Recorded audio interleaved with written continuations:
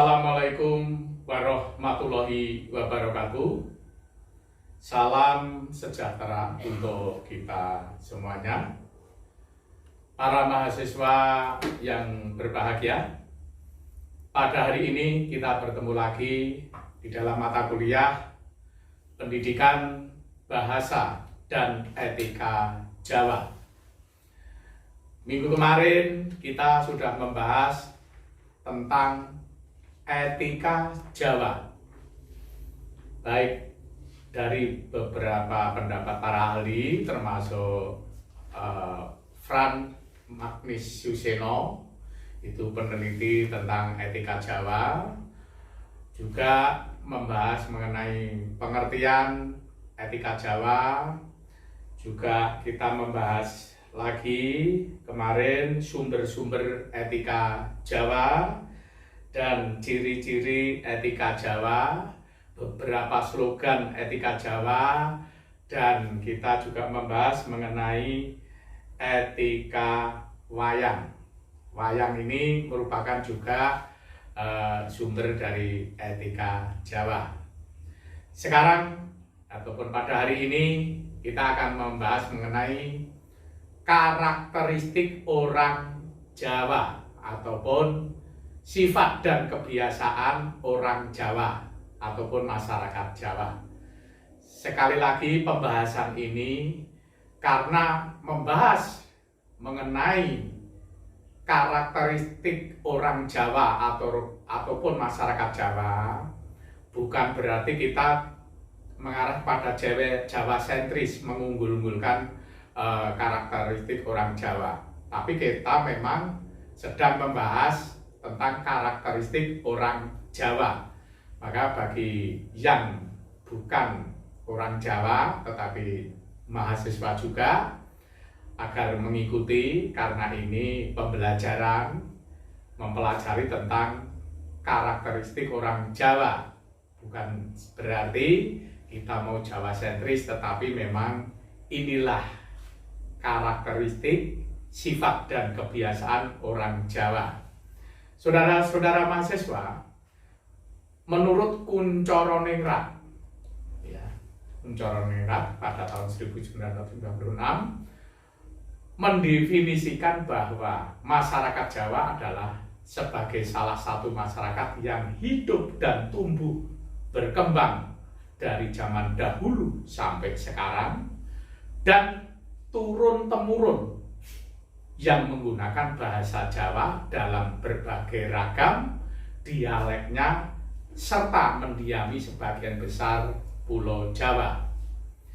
Seiring perkembangan zaman, orang Jawa ataupun masyarakat Jawa tidak hanya mendiami Pulau Jawa saja, tetapi kemudian menyebar ke seluruh pulau-pulau yang ada di Indonesia.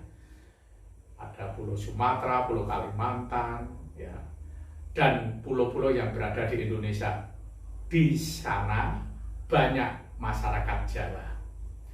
Nah, masyarakat Jawa ini memiliki karakteristik tersendiri dibandingkan dengan masyarakat-masyarakat daerah lain, seperti masyarakat Sunda, masyarakat Madura, masyarakat Batak, Minang, Dayak, dan lain sebagainya.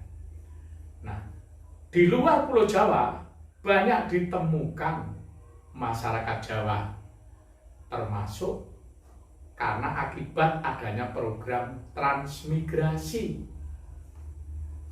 yang dicanangkan oleh pemerintah.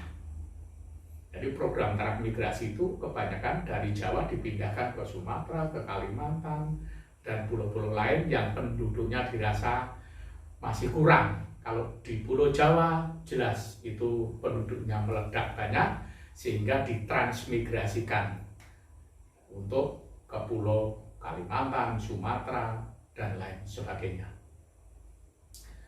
Nah, menurut Suyatno pada tahun 1990 dalam bukunya yang berjudul Pandangan Hidup Jawa, menerangkan bahwa karakteristik budaya Jawa adalah religius, non-doktriner, toleran, datif, dan optimistik. Ini menurut Suyatno. Ya. Nah, karakteristik budaya Jawa ini melahirkan sifat yang khas bagi masyarakat Jawa, seperti percaya takwa kepada Tuhan Yang Maha Esa sebagai sangkan paraning dumadi. Nah, sebagai sifat dan kebesarannya bercorak idealistik, percaya kepada sesuatu yang bersifat imaterial, bukan kebendaan, dan hal-hal yang bersifat adikodrati, supernatural, serta cenderung ke arah mistik. Nah, lebih mengutamakan hakikat daripada segi-segi formal, ya. Lebih mengutamakan hakikat daripada segi-segi formal dan ritual. Mengutamakan cinta kasih sebagai landasan pokok hubungan antar manusia.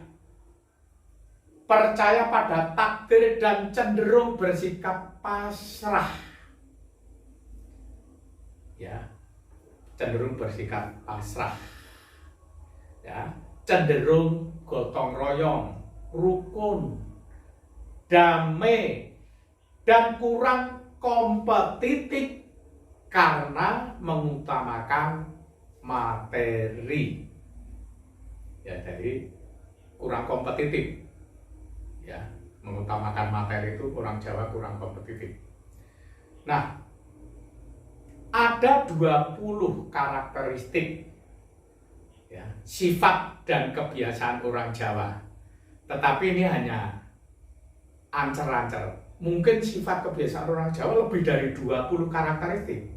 Tapi yang bisa saya rangkum dari berbagai sumber, itu ada 20 karakteristik. Mungkin bisa lebih, bisa. Tetapi yang terjadi pada umumnya ini ada 20. Masih banyak lagi saya kira, ya. Yang pertama, orang Jawa itu terkenal pemalu, sungkan, tapi suka menyapa.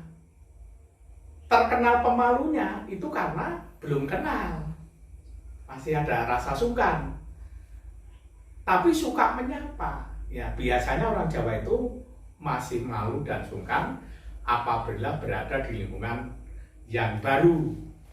Misalkan di tempat kos, di tempat perantauan, di tempat kontrakan yang baru. Nah, namun ya, kalau disapa orang Jawa hanya akan menganggukkan kepala, itu bagi belum kenal ya. Kalau disapa menganggukkan kepala sambil melempar senyum, tanda wujud keramahan. Namun orang Jawa bila sudah kenal lama, orang Jawa akan lebih menyapa lebih dulu dan suka mengobrol berbagai hal.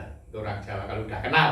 Kalau belum memang malu-malu, tetapi kalau sudah kenal orang Jawa pasti akan menyapa dulu. Yang kedua, menjaga sopan santun atau tata krama. Orang Jawa itu sangat menjaga sopan santun, baik kepada yang lebih tua usianya, atau yang lebih rendah atau sesama. Ya, jadi orang Jawa selalu menjaga etika, tata krama ketika berbaur di lingkungan masyarakat. Orang Jawa juga terbiasa merundukkan badan atau tubuh. Merundukkan badan itu begini. Nah, jadi nuwun sewu, nderek langkung, itu merundukkan badan. Orang Jawa biasa merundukkan badan, ya.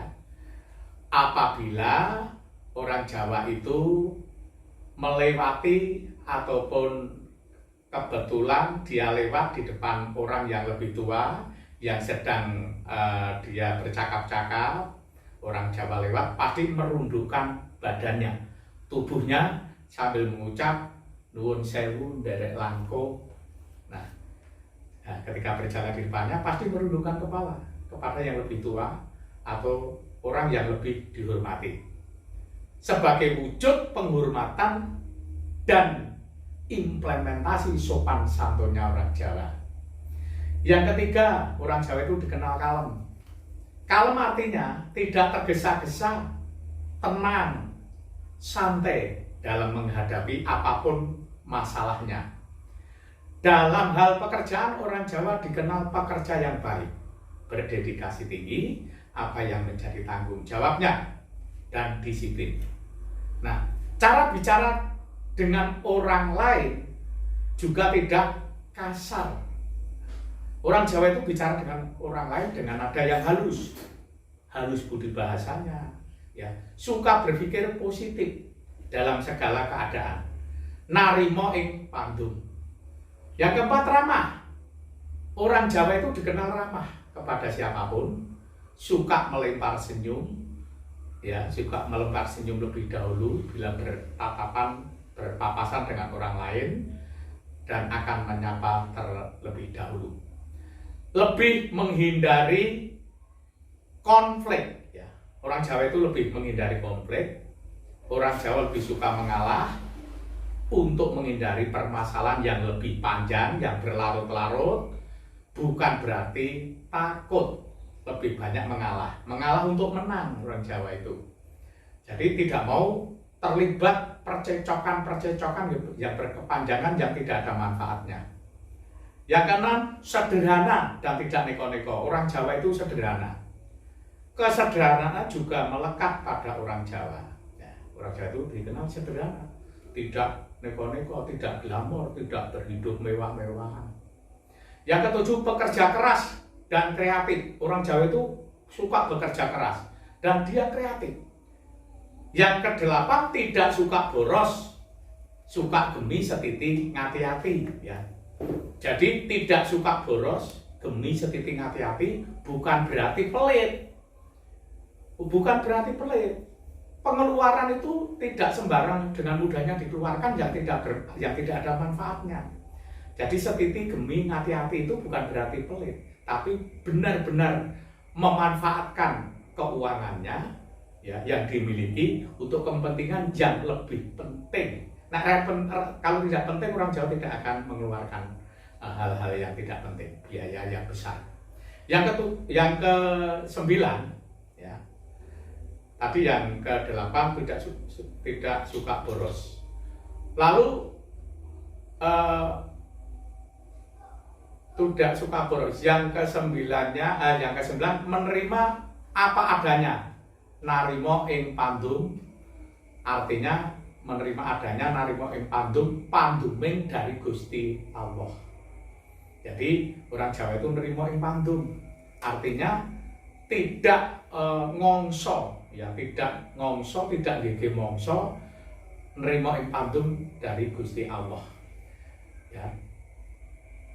Lalu gaya nada bicaranya yang ke-10, ya, gaya nada bicaranya lembut. Nah, kita ketahui bahasa Jawa memiliki strata, yaitu ngoko lugu, ngoko alus, kromo lugu, kromo alus. Itulah stratanya orang Jawa. Selalu tidak menyimpan dari unggah-ungguh basa, undha-usuk basa. Ya, undha-usuk basa itu ada bahasa ngoko lugu, ngoko alus. Undha-usuk basa kromo lugu, kromo alus. Lalu penerapannya di lapangan, orang Jawa selalu menerapkan siapa yang diajak bicara, ya. Dengan siapa dia bicara, orang Jawa akan selalu menempatkan unggah-ungguh basa. Kalau orang yang lebih tua, orang Jawa akan menggunakan yang lebih muda itu akan menggunakan basa kromo alus. Yang tua itu akan menggunakan, biasanya kalau sudah rapat dengan orang tua dengan anaknya, orang tua itu akan menggunakan ngoko lugu, ya, ngoko lugu. Lalu anak menggunakan kromo alus dengan bapaknya. Seperti dosen dengan mahasiswa, dosennya dengan mahasiswanya menggunakan ngoko lugu, tapi mahasiswa dengan dosennya menggunakan kromo alus. Itulah namanya unggah-ungguh basa, ya. Lalu tadi yang 11 ya, dikenal punya banyak aturan dan larangan dalam bentuk mitos. Jadi di Jawa itu memang banyak larangan dalam bentuk mitos. Namun perlu diketahui, sebenarnya secara logika, mitos-mitos yang dipercayai orang Jawa hanyalah bagian dari aturan, bagian dari untuk mewujudkan aturan tatanan kehidupan di dalam masyarakat itu sendiri selaras ya, secara vertikal dan horizontal. Artinya selaras dengan Tuhannya dan selaras dengan kehidupan sesama. Nah, itulah jadi orang Jawa itu harus menerapkan kehidupan yang selaras dengan kehidupan dengan Tuhannya dan dengan kehidupan sesama. Nah, adanya mitos atau larangan perbuatan itu ditujukan agar nilai kesopanan dan unggah-ungguh tetap terjaga. Contoh ya, yang sering diucapkan adalah ora ilok mangan utawa ngombe karo ngadeg. Nah, ora ilok mangan karo ngombe karo ngadeg itu simbah-simbah dulu seperti itu. Kalau melihat anaknya, cucunya makan sambil berdiri, pasti bilang ora ilok le mangan karo ngadeg kuwi. Yang berarti tidak baik makan minum sambil berdiri. Sebaiknya ya makan minum itu sambil duduk. Orang Jawa memang percaya akan pantangan. Maka tidak heran orang Jawa sedikit-sedikit mengucapkan ora ilok, tidak baik. Nah, ora ilok le, ya sore-sore kowe ngadeg nang ngarep pintu ora ilok. Serba ora ilok itu tidak baik. Ya, selanjutnya yang sebelah luwes. Orang Jawa itu luwes. Luwes bisa menyesuaikan diri di mana saja berada. Orang Jawa itu misalkan berada di suku lain, suku Dayak. Orang Jawa luwes bisa menyesuaikan. Ya, jadi orang Jawa itu di mana saja bisa menyesuaikan. Maka orang Jawa itu biasanya banyak disenangi oleh masyarakat suku lain karena orang Jawa itu luas. Ya. Terus yang ke-12 memegang erat tradisi dan budaya. Simbol-simbol, suka sesajen. Ya. Nah, saudara-saudara, orang Jawa itu memegang erat tradisi dan budaya. Mungkin tradisi Lebaran, ya, terus memperingati budaya namanya apa itu bersih desa, sedekah laut. Itu budaya-budaya Jawa itu dipegang teguh. Adanya simbol-simbol ya seperti sesajen, ya simbol sesajen yang merupakan bentuk-bentuk manifestasi ya rasa syukurnya orang Jawa kepada Tuhan Yang Maha Esa. Ya, jadi saudara-saudara, bukan berarti walaupun ini bertentangan dengan apa mungkin dengan nilai-nilai budaya yang lain, tapi orang Jawa itu memegang tradisi dan budaya, simbol-simbol. Seperti orang Jawa suka sesajen, pernik-pernik sebentuk sesaji. Itu salah satu, hanya tujuannya satu, bahwa pernik-pernik, simbol-simbol sesajen yang dilakukan orang Jawa itu merupakan bentuk manifestasi ucapan rasa syukurnya kepada Tuhan Yang Maha Esa atas nikmat yang diberikan oleh orang masyarakat, khususnya masyarakat Jawa. Bentuk manifestasi ucapan rasa syukurnya kepada Tuhan Yang Maha Esa telah diberi nikmat, telah diberi keselamatan, telah diberi rezeki, dan telah diberi lainnya yang berupa nikmat. Yang 13, suka menolong dan berkumpul. Jadi orang Jawa itu suka menolong dan berkumpul bagi saudara-saudara yang sedang kena musibah, yang memerlukan bantuan, teman-temannya, dan lain sebagainya. Yang ke-14, mudah bergaul dan membaur. Ya, mudah bergaul dan membaur. Orang Jawa bergaul dengan siapa saja, itu bisa bergaul dan membaur. Bukan berarti terus mengunggul-unggulkan adat budaya Jawanya, tidak. Dia juga bisa, orang Jawa itu juga bisa menghormati adat budaya di mana orang Jawa berada. Seperti Pak Wasis dulu, tahun 83 itu sebagai tenaga kerja sukarela TKI Gusi tahun 1983 di Kalimantan Barat, tepatnya di Desa Tatekuju, Kecamatan Kembayang, Kabupaten Sangguh, Provinsi Kalimantan Barat. Di sana diletakkan dengan suku Dayak, dan tepatnya Pak Wasis di salah satu desa di tengah hutan perbatasan dengan Malaysia, Entikong. Jadi Pak Wasis di sana tidak ada lampu, belum ada listrik. Saya pakai pelita itu, kaleng susu saya buat pelita. Itu saya untuk penyinaran sinar terang malam hari itu tidak ada listrik. Selama 3 tahun Pak Wasis ditugaskan di Kalimantan Barat. Nah, Pak Wasis bisa berbaur dengan suku Dayak, dan suku Dayak menerima senang sekali dengan kehadiran Pak Wasis selaku TKS Gusi, tenaga kerja sukarela 3 tahun, 83 saya. Oke, jadi masyarakat Jawa di mana saja bisa berbaur dan menghormati adat budaya sana.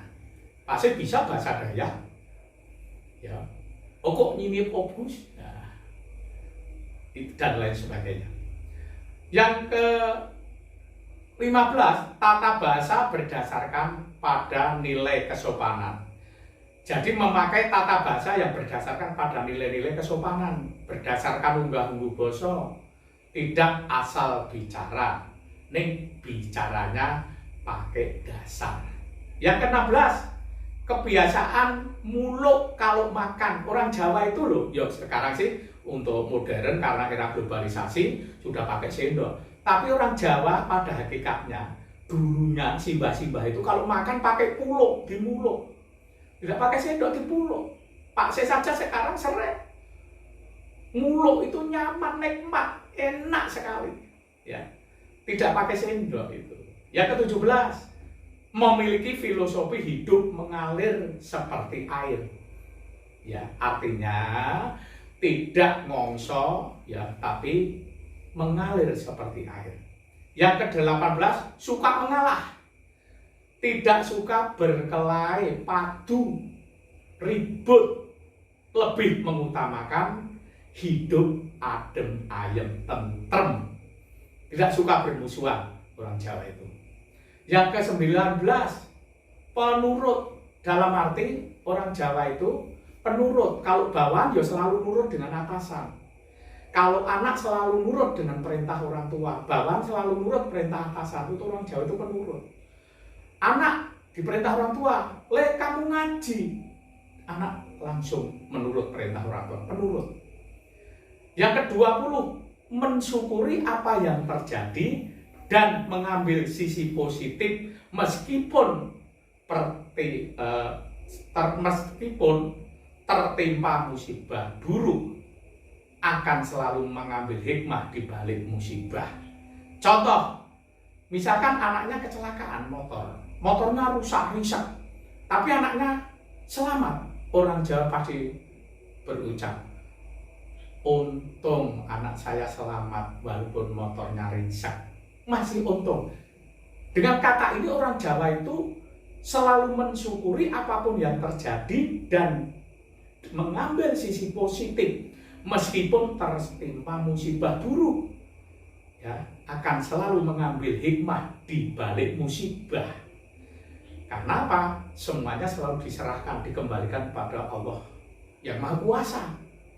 Masih beruntung Allah masih menyelamatkan, ya, menyelamatkan anaknya walaupun motornya rusak.